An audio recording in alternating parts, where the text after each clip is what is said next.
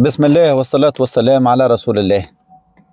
بعد نهاية مباراة الترجي ونجم المثلوي وهدف مقابل هدف، لاحظت ثم زوز ملاعبية اختر على مستقبل الترجي التونسي خاصة في الشامبيونز ليج.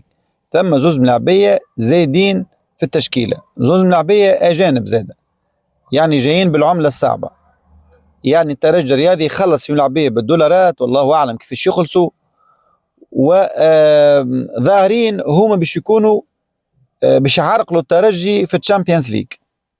تحذير راهو منظومه ملاعبيه بالحق ولاو حاجه معرقله، حاجه تضر الترجي. يعني جوارات اولهم ابراهيم كايتا، لاعب الموريتاني. والله راهو كي تتبع الملاعبي هذايا والفلوس اللي جابيها وارير دروا نتاع موريتانيا، يا خويا زاد سامحني اخي، موريتانيا ماهيش متطوره في كره قدم باش تجيب لك جوار ارير دروا. والترجي الرياضي قبل كان عنده هاريسون افول وقت اللي هز تشامبيونز ليج 2011، كان من عنده من احسن اللاعبين في افريقيا في غانا اللي هو هاريسون افول. توا اليوم شكون؟ ابراهيم مكاتا. يا ولدي ثبتوا كيفاش راهو البارح ابراهيم مكاتا، حسب ما ريت وتفرجت راهو خطير، راهو يعني اخطر من المنافس على يا عادي نسجل لك بونتو في مرماه. راهو الارتداد الدفاعي غلط نتاعو، التمركز نتاعو. تذكروا فما ماتش سيمبا هو اللي سهل سيمبا الماتش، راهو هذا نحكي على الارتداد الدفاعي. هو هذا يعرف يجري، معناها هذا هو الصنعه نتاعو، يحط كوره يبدا يجري وكا ومندفع ما يحسبش، معناها يحط ساق وين يجي كنترول يعني هذايا ملاعبي بصراحه. الترجي الرياضي كان باش يكمل اللي عنده قداه من نار دروا الترجي 4 أو 5. يعني محمد بن علي لاعب ينجم يلعب على قليل خير من تكيتا. دراجر طالع تو الليمات هذيا ولو انه ناقص مباريات. ما حكيناش على بوزيان اللي حكيته مش مفهومه، ولذا وقت باش يخلي هذايا الترجي ابراهيم كيتا يخليه على البنك او مكانه في المدارج.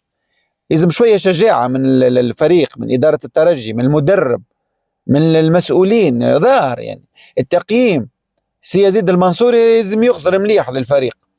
حاجه اخرى، اللاعب الثاني لاعب الاسطوره اصبح اونتشي اوغبيلو. لاعب الحقيقه يدور في الدم كما قلت لكم البارح، يعدي في وقيت، يقصر في النهار، سماها كما تسميها. البارح اللاعب واقف، تجيه الكره يرجعها لتالي، معناها كانت تحط عرسه غادي خزانه، قال الاخر كتزيري. هذه لاعب تحول، يعني من اللي كان هو المحرار وسط الميدان، من اللي كان هو القلب النابض وسط الميدان للترجي، كان هو ترتكز عليه الترجي على المستوى الدفاعي، اصبح عبء. 3 مباريات من دون اوغبيلو الترجي رابح، ورابحه باتشوات زاده، واحد منهم مع البيترو مصعب برشا، واحد ضد الملعب التونسي صعيب زاده، ولا ماتش سهل ضد سليمان. امبارح ماتش متوسط جدا. اوغبيلو من غير ما نحكيو على ارضيه الميدان نعرفوها اللي هي كياس، ولا تخش عليك تلعب في سطح البارح. يعني حتى الملاعبيه خايفين على رواحهم يتيحوا الملاعبيه، من نحكي من هنا ومن هنا، من الترجي والمتلوي. لكن اوغبيلو كثر لها، او اشتر الملاعبيه واقف، لكن هذا مش واقف، هذا ما جامد. اوغبيلو ما يعطيكش حتى 5% من الشيء اللي يعطي فيه. وراو هذا على شنو على ماتش الاهلي، معناها انت هذا الكل على ماتش الاهلي معناها تلعب في اوغبيلو، ماش باش يعطيك راهو، وماش باش يحط ساقه، وماش باش يحط بدنه، وماش باش يخاطر راهو يشوف في ساقه وتسوى 9 مليارات. افهموها يا اداره، راهو اذا كان انت جربتوا ماتش ولا 2 وقعد في النيفو هذا، فانه ظاهر اخوي استحوذ على ساقيه، حب ياخذ 9 مليارات في العام في ليبيا، واضح اختياره والناس الكل تحترمه، يختار الفلوس امور وهذاك حاجه تخصه. لكن بالنسبه لمصالح الترجي انا نشوف اللي هو بالحق خطر على مستقبل الترجي حتى في البطوله. يعني انت عندك لعب شو اسمه الحاجه علي والتقاء والجبالي وهذاك، هو ما عندكش حل اخر. حتى كي تحط القنيشي في الوسط يمكن ابرك، والقنيشي سيء جدا. معناها القنيشي اثبت اللي هو عنده الحق. كاردوزو كي بعثوا يعني كاردوزو تمشي تتذكر الملاعبيه اللي بعثهم عنده الحق فيهم الحقيقه. معناها هاك شفتوه القنيشي محدود جدا، لكن عملناه البان شويه لانه في ترجي فارغ. لكن السنه كي جابت بن علي الحاج علي ومعاها تحس الترجي زي ما تلعب بالكات 2 3 ولا تلعب بالكات 2 ومعاها من اللي هو التشكيله القدام على التركيبه، تحس اللي الحاج عليه ينجم يكون معوض، ووسط ميدان يكون بالحق وسط ميدان حركي ويفك الكره في نفس الوقت حركي، مع تقاء اللي تحسن برشا الحقيقه. والله انا هذاك اش حبيت نقول. ثم ولاعب ثالث، لاعب ثالث هو جاي في الطريق. اللاعب الثالث هذايا ظلموه المدربين اللي جاوا في الترجي الرياض.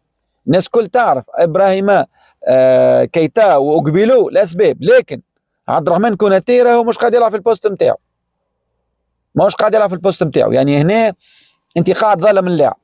هو هذاك يلعب في الوسط، اللي يجي يلعبوا يا على اليسار يا على اليمين. ايش معناها تجربوا فيه؟ ودي مش اتاكون، ماهوش جناح، ما عندوش هيك القوه باش يتجاوز الملاعب. ما ينجمش يقف يفسخ ملاعب هذاك. ما يا اخي تو تلعب فيه هو خصال البليلي معناها، والا ينساس نفس الخصال، والا ابو عالي ما يجيش. يعني ما يجيش. هذا المدربين اللي قاعدين يلعبوا فيه راهو طريقه غالطه، وراهو هذا الملاعبي مرشح باش يكون يخسروا الترجي زاد، بالرغم اللي هو راهو في الوسط راهو من احسن الملاعبيه. انساه حتى طريقه اللعب نتاعو. والله حرام اللي قاعدين اللي يعملوا فيه المدربين اللي جاوا للترجي الرياض. حقيقه بداه الكنزاري وبراكوني كملوا تو البارح. شكون مسؤول البارح؟ بوميل ولا براكوني يلعبوا فيه مره يمين مره يسار، يودي باش يفشل يهديك. ولذا شوف الترجي كيفاش قاعد يستغل في الاجانب نتاعو. شيء يبهت. على كل مباراة الترجي والمتلوي وفات، وراو النقطة هذه راهي تنجم تكون نقطة ثمينة. تنجم تكون نقطة ثمينة لأنه في التسع المباريات الجاية تنجم تعمل زوز تعادلات وتنجم تهز البطولة من غير ما نخزر للنادي الإفريقي. نحكيو توا حسابات الترجي الرياضي بالنسبة للإفريقي، لأنه تتعادل ماتش تربح الإفريقي توليو إكزيكو، بعدين الماتش الدربي ينجم تعمل فيه تعادل وتقعد إكزيكو معاه. لكن الإفريقي ولات حتى الإفريقي ولات مصير البطولة بين يديه. مازال يعني باش نحكيو على البطولة مازال 9 جولات، لكن الحسابات بدات تقرب. ثم ماتشوات ساهلين بين الترجي والإفريقي ظاهرين مربوحين أكلي في رادس وساهلين، ولكن فما ماتشوات كلي مازالوا باش يتلعبوا، كيما ماتش الترجي في بنزرت وماتش الترجي في سوس. كي جاك الإفريقي عندها تنقل البنجردين، وعندها زاده ماتش ستاد صعيب وماتش طبيعه الديربي. مازال برشا حسابات، لكن التيران تاع البارح والكياس اللي يلعبوا فيه البارح الترجي تنجم تقولوا روحت بنقطه نجم تكون ثمينه، لانه الافريقي خسر غادي، صفاقس خسرت في المتلوي، والمتلوي ما خسر حتى ماتش في بلاده، ولو انه المردود بتاع الترجي ما كانش في التوب، لكن تعادل يقعد هذاك، هي تعادل حاجه عاديه مع 3 انتصارات وتعادل. الاربع مباريات اللي صاروا تسمى في الازمه بعد الكنزاري تسمى حاجه معناها مقبوله. هذا هو حبيت نحكي اليوم على مردود خاصه اوغبيلو وكيتا اللي هو الحقيقه زوز، ونعاود ننبه اللي هما راهم خطر على الترجي الرياضي في البطوله وكذلك في الشامبيونز ليج. هذا هو رايي. سلام الله عليكم.